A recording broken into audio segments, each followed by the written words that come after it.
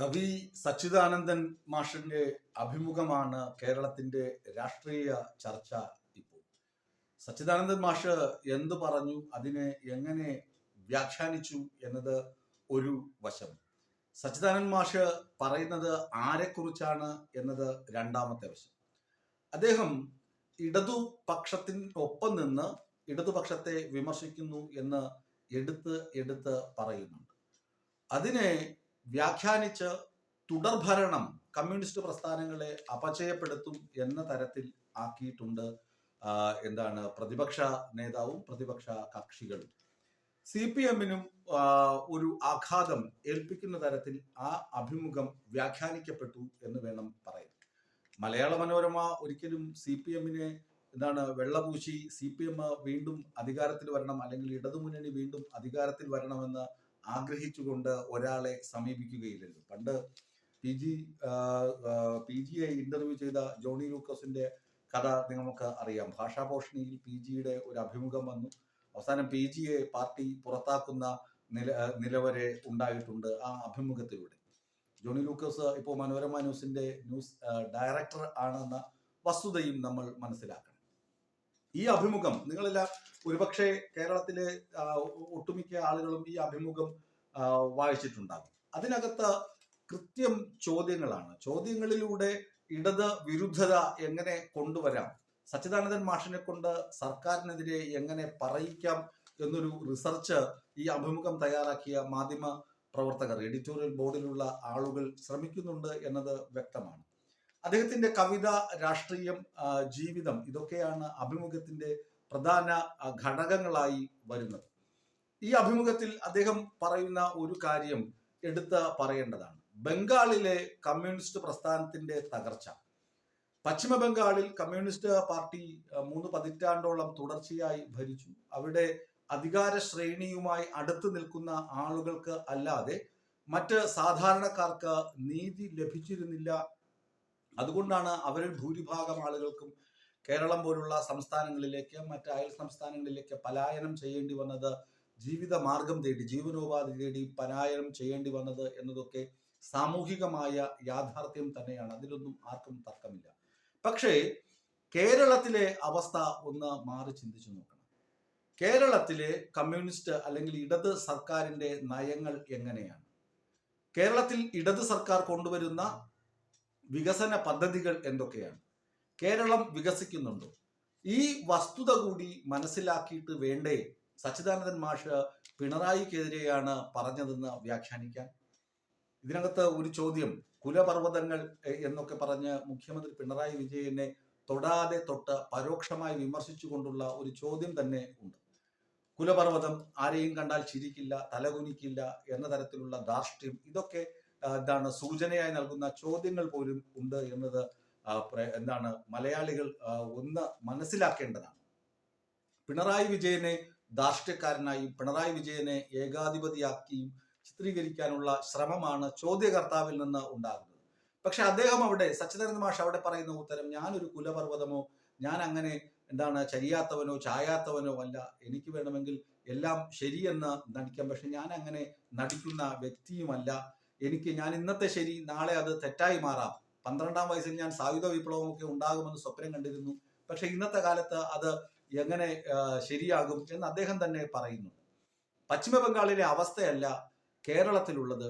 പശ്ചിമ ബംഗാളിലെ കമ്മ്യൂണിസ്റ്റ് പ്രസ്ഥാനം നേരിട്ട പ്രശ്നങ്ങളല്ല കേരളം അഭിമുഖീകരിക്കുന്നത് എന്ന വസ്തുത കൂടി മനസ്സിലാക്കണം. പശ്ചിമ ബംഗാളിൽ നിന്ന് പലായനം ചെയ്തു വന്ന ഇതര സംസ്ഥാന തൊഴിലാളികളെ സ്വന്തം ആളുകളായി കണ്ട്, സ്വന്തം സഹോദരങ്ങളായി കണ്ട് ഇവിടെ അന്നമൂട്ടുന്ന ആളുകളാണ് കേരളത്തിലുള്ളത്. കേരളത്തിലെ ഇടതു സർക്കാർ കൊണ്ടുവന്ന വികസന പ്രവർത്തനങ്ങൾ എണ്ണി പറയാം. ജനങ്ങൾ ദുരിതത്തിലായപ്പോൾ സർക്കാരിനെ താറടിച്ചു കാണിക്കാനും മുഖ്യമന്ത്രിയുടെ ദുരിതാശ്വാസ നിധിയെ പോലും വെല്ലുവിളിച്ച ആളുകളാണ് കേരളത്തിൽ ഉണ്ടായിരുന്നത്.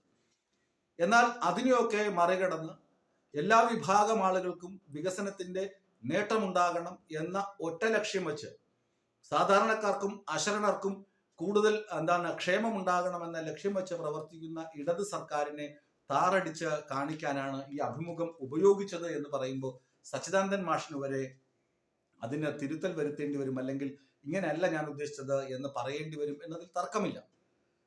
ഇന്നിപ്പോ വി ഡി സതീശൻ ഉൾപ്പെടെയുള്ള ആളുകൾ സച്ചിദാനന്ദൻ മാഷിന്റെ ഇന്റർവ്യൂ വെച്ചിട്ടാണ് കവി തന്നെ പറഞ്ഞില്ലേ, സച്ചിദാനന്ദൻ മാഷ് തന്നെ പറഞ്ഞില്ലേ എന്നൊക്കെയാണ് പറയുന്നത്. തുടർഭരണം എന്ന് പറയുന്നത് എവിടെയാണ് ഏകാധിപത്യം ഉള്ളിടത്താണ് തുടർഭരണം മോശമായി വരുന്നത്. ഇവിടെ അങ്ങനെ ഏകാധിപത്യം ഉണ്ടോ? ഇവിടെ ക്രിയാത്മകമായ പ്രതിപക്ഷമുണ്ട്. പ്രതിപക്ഷം ഇല്ലാത്തിടത്തിന്റെ കാര്യമാണ് പറയുന്നത്. റഷ്യ, അങ്ങനെ റഷ്യയിലെ പ്രതിപക്ഷത്തിന്റെ കാര്യം, റഷ്യയിൽ പ്രതിപക്ഷം ഇല്ലാത്തതാണ് കമ്മ്യൂണിസ്റ്റ് പ്രസ്ഥാനത്തിന്റെ തകർച്ചയ്ക്ക് കാരണം, അല്ലെങ്കിൽ സോവിയറ്റ് യൂണിയന്റെ തകർച്ചയ്ക്ക് കാരണമെന്നാണ് കവി ചൂണ്ടിക്കാണിക്കുന്നത്. ഇത് ആ ഒരു പശ്ചാത്തലത്തിൽ നിന്ന്, ആ ഒരു ക്യാൻവാസിൽ നിന്ന് അടർത്തിയെടുത്ത് ഇത് പിണറായി സർക്കാരിനെതിരെ പറയുന്ന കാര്യങ്ങളാണ് എന്ന് വ്യാഖ്യാനിച്ചു വെക്കുന്നിടത്താണ് ഈ നമ്മുടെ മാധ്യമങ്ങളുടെയും പ്രതിപക്ഷത്തിന്റെയും ഒക്കെ കഴിവ്. അവരതിനെ അത് വ്യാഖ്യാനിച്ച് പിണറായിക്കെതിരെ ആക്കി വിടുന്നുണ്ട്.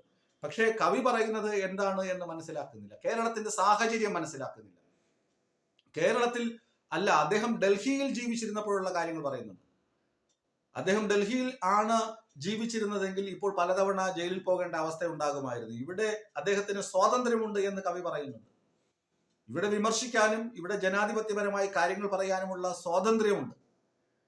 സ്വാതന്ത്ര്യമില്ലാത്ത നാടിനെ കുറിച്ചും സ്വാതന്ത്ര്യമില്ലാത്ത ഭരണവ്യവസ്ഥയെക്കുറിച്ചും ഒരു കവി ആശങ്കാകുലനാകുന്നത് സ്വാഭാവികമാണ്. പക്ഷേ ആ സ്വാഭാവികത കേരള സർക്കാരിന്റെ മെക്കിട്ട് എടുത്തു വെച്ചു കൊടുത്ത് ഇത് പിണറായിക്കെതിരെയാണെന്ന് വ്യാഖ്യാനിക്കുന്നിടത്താണ് ആ പ്രശ്നങ്ങൾ വരുന്നത്. ഡൽഹിയിൽ അദ്ദേഹമായിരുന്നപ്പോൾ അദ്ദേഹം പറയുന്നുണ്ട്, പല ആളുകളെ കുറിച്ചും പല സംഭവങ്ങളെ കുറിച്ചും പറയുന്നുണ്ട്. ഏകാധിപത്യ സ്വഭാവം ഏതു ഭരണത്തിനാണെന്ന് വ്യക്തമാണ്. അവിടെ തുടർഭരണം കൊണ്ട് മോശമാകുന്നത് എന്താണ്, എവിടെയാണ് എന്ന് വ്യക്തമാണ് അഭിമുഖത്തിൽ. തുടർഭരണം കൊണ്ട് രാജ്യമാണ് നശിക്കാൻ പോകുന്നത്, അല്ലാതെ കേരളമല്ല. തുടർഭരണം, മോദി സർക്കാരിന്റെ തുടർഭരണത്തെക്കുറിച്ചുള്ള എതിർപ്പാണ് കവി പറയുന്നത് എങ്കിൽ പോലും അതിനെ ഇടതുമുന്നണിക്കെതിരെയുള്ള എതിർപ്പായി വ്യാഖ്യാനിക്കപ്പെടുന്നു. ഇടതുപക്ഷത്തിന് വിശാലമായ ഇടതുപക്ഷ ഏകോപനമൊക്കെ CPM-ഉം CPI-യും ഒക്കെ പറയുന്നതാണ്. ആശയപരമായ വ്യത്യസ്തത ഈ രണ്ടു പാർട്ടികൾക്കുമുണ്ട്. ഇവിടെ ജനാധിപത്യം ഉള്ളത് കൊണ്ടല്ലേ അങ്ങനെ വിഭിന്നമായ സ്വരം ഉയർത്താൻ പറ്റുന്നത്. ഇത് കൃത്യമായി മനസ്സിലാക്കേണ്ടത് ആരാണ് എന്ന് ചോദിച്ചാൽ ആ അഭിമുഖം ശരിക്കും വായിക്കുന്നവർക്ക് എല്ലാവർക്കും മനസ്സിലാകും. അല്ലാതെ ഈ ഉപരിപ്ലവമായി കാര്യങ്ങൾ കാണുന്ന ആളുകൾ ആ അഭിമുഖത്തെ വ്യാഖ്യാനിച്ച് പിണറായിക്കെതിരെ കൊണ്ടുവിടുന്നത് കൊണ്ട് ഒരർത്ഥവുമില്ല. അദ്ദേഹം പറയുന്നത് വളരെ കൃത്യമാണ്. ഏകാധിപത്യ സ്വഭാവമുള്ള സർക്കാരുകൾ തുടർഭരണത്തിൽ വന്നു കഴിഞ്ഞാൽ അത് അപകടമുണ്ടാക്കും. പശ്ചിമ ബംഗാളിലെ സാഹചര്യമല്ല കേരളത്തിലെ സാഹചര്യം. ഇന്നത്തെ ശരിയല്ല നാളത്തെ ശരി.